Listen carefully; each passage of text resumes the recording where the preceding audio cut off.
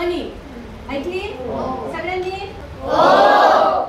तर time is मनी ही म्हण आहे, पण माझ्या मते जर बघायला गेलं तर time is more precious than money. म्हणजे वेळ ही पैशापेक्षाही खूप महत्वाची आहे. कारण बघा मी सांगते तुम्हाला, जसं पैसे तुम्ही गोळा करता किंवा आई वडील तुमचे काय करता, आजचे 10 रुपये, उद्याचे 50 रुपये, परवा 100 रुपये असे गोळा करून महिन्याच्या शेवटी जेव्हा गरज पडते तेव्हा वापरतात किंवा एखाद्या वेळी अडचणीच्या वेळेस वापरतात. बरोबर आहे? पण वेळेचं असं असतं का, तुम्ही आजची वेळ वाचवली उद्याला वापराल का? तुम्हाला संडेला सुट्टी असते की नाही? मग तुम्ही प्रत्येक संडेची वेळ थोडी थोडी काढली आणि एक्झामच्या दिवशी वापरली पेपर सोडवताना, असं कधी होते का? म्हणजे एकदा गेलेली वेळ पुन्हा येते का?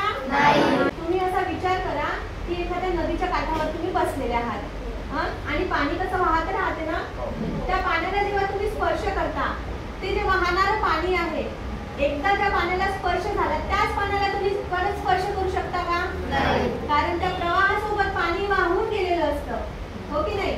तशीच वेळेचं असतं. एकदा आपल्या आयुष्यातला वेळ, आपल्या आयुष्यातला प्रत्येक सेकंद, प्रत्येक मिनिट खूप महत्वाचा आहे. एकदा का हा निघून गेला की तो परत कधीच येत नाही. तुम्हाला एक छोटीशी गोष्ट सांगते. एक मुलगा होता, तो तुमच्यासारखा माझ्यासारखा गावामध्येच राहत होता, कारण मी पण एका गावातलीच आहे. गावामध्ये राहत होता, पण त्याला कॉम्पिटिटिव्ह एक्झाम म्हणजे तयारी करायची होती कॉम्पिटिटिव्ह एक्झामची. त्याच्यामुळे त्याला एका शहरात जावं लागलं, कारण त्याच्या गावात तसे काही क्लासेस नव्हते. तो शहरात गेला, छान अभ्यास करायला लागला. त्याचे आई वडील त्याचे काय करायचे की चहा विकायचे आणि आई दुसऱ्याच्या शेतात काम करायची. तर त्याच्या वडिलांनी पैसे जमवून त्याला शिकवायला पाठवलं तर खरं, आणि रूम करावी लागत होती, तर म्हणून तो रूम करून राहायला लागला. तर त्याच्या वडिलांकडे एवढेच पैसे होते की त्याला शिक्षणासाठी दिले, क्लासेस लावून दिले आणि रूम करून दिले. पण त्याला ना जेवणासाठी पैसे नव्हते, म्हणजे मेस लावावं लागतं ना, टिफिन लावावं लागतं, त्याच्यासाठी पैसेच नव्हते. मग तो काय करायचा, एखाद्या मंदिरात जायचा किंवा महाप्रसाद भेटते ना तिथे जायचा असं आणि जगायचा आणि आपला अभ्यास खूप इमानदारीने करायचा. पण अचानक काय झालं, त्याला एक आजार झाला, डेंग्यू. ऐकलं तुम्ही? मग त्याला डेंग्यू झाला आणि तो तिथे लक्ष देणारे कुणीच नव्हतं.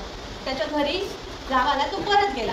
मग त्याच्या आईने खूप काळजी त्याची घेतली आणि त्याला मग 10-15 दिवसात तो बरा झाला. नंतर पुन्हा मग आपली बॅग केलं आणि क्लासेस लावायला सुरुवात केली.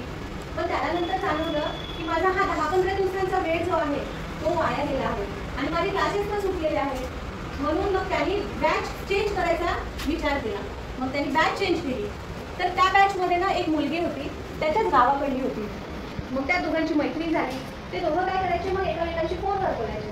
हा मुलगा काय करायचा, क्लास झाला की जो वेळ अभ्यासाचा होता तो वेळ तिच्याशी बोलण्यात घालवायचा. असेच दिवस निघून गेले. मग एक्झामची वेळ आली, पण त्याचा अभ्यास व्यवस्थित झाले नसल्यामुळे त्याची एक्झाम क्रॅक नाही झाली, म्हणजे तो पास झाला नाही. आणि मग शेवटी तो परत गावाला गेला. ज्या दिवशी तो गावाला परत गेला त्या दिवशी त्याच्या वडिलांची तब्येत बरी नव्हती. तरी पण दुसऱ्या दिवशी सकाळला गावातल्या लोकांनी सकाळला पहाटेला 4 वाजता 5 वाजता आणायची म्हटलं की नाही. मग तसेच वडील काय केले, कुठे आणि आपल्या चहाच्या दुकानात जायला लागले. त्यांनी अडवलं वडिलांना. बाबा म्हणाले तुमची तब्येत बरी नाही, तुम्ही कामाला आजच्या दिवस जाऊ नका, घरी आराम करा. पण ते ऐकले नाही, कारण आपल्या गावातल्या लोकांना कामाचं आणि वेळेचं खूप महत्त्व असते. म्हणून ते कामाला गेले. थोड्या वेळानेच त्याला फोन आला की तुझ्या वडिलांची तब्येत थोडी सिरियस आहे, म्हणून त्यांना सरकारी दवाखान्यामध्ये नेला आहे. मग तो आई तर त्याची शेतात गेलेली, तो एकटाच घरी होता. मग तो पडत आपल्या बाबाकडे गेला. जेव्हा तो हॉस्पिटलमध्ये पोहोचला तेव्हा एक बेडवर त्याचे वडील झोपलेले होते. त्यांनी आपल्या वडिलांचा हात हातात घेतला आणि विचारलं, बाबा मी तुम्हाला आधीच थांबवलं होतं की आज तुमची तब्येत पण नाही, आजचे दिवस नका जाऊ, तुम्ही का बरं कामाला गेला? तर तेव्हा ते बाबा म्हणाले, बेटा एका दिवसाचं किती महत्त्व आहे हे मला माहीत आहे. आज जर मी कामाला गेलो नसतो तर तुझ्या शिक्षणासाठी जे पैसा लागला असता तो कुठून आला असता? तुला आधीच बाहेर जेवावं लागत आहे, मग मी बाप म्हणून माझं कर्तव्य कसं चुकवू शकतो? तेव्हा त्याला जाणीव झाली की माझे आई वडील एका मिनिटाला इतकं महत्त्व देतात, माझ्यासाठी काबाड कष्ट करतात आणि मी एका मुलीसोबत बोलण्यामध्ये वेळ घालवून माझी एक्झाम मी क्रॅक केली नाही, जिथे माझ्या आई वडिलांनी एवढे पैसे खर्च केले. म्हणून त्याला जाणीव झाली की त्याने एवढी वेळ वाया घालवली. तर वेळेचं एवढं महत्त्व असतं. बघा, आपण जेव्हा कपडे घेतो तर कपड्याला लेबल लागलं असतं किमतीचं. एखादी वस्तू घेतो तर दुकानदार आधीच किंमत सांगते की एवढ्या किमतीची ही वस्तू आहे, सांगते. पण वेळेला असं कुठे लेबल आहे का? आहे नाही. म्हणून त्याला वेळेची आपल्याला किंमत नाही. तुम्ही आज विद्यार्थी जर वेळेला महत्त्व देऊन रोजचा अभ्यास रोज जर केलात ना, तर जे विद्यार्थी अभ्यास करत नाही किंवा टाळाटाळ करतात त्या विद्यार्थ्यांच्या खूप समोर निघून जाल. जे मोठे लोक आहेत, यशस्वी लोक आहेत, ज्यांनी खूप पैसा नाव कमावला आहे, त्यांनी वेळेला महत्त्व दिलं आहे.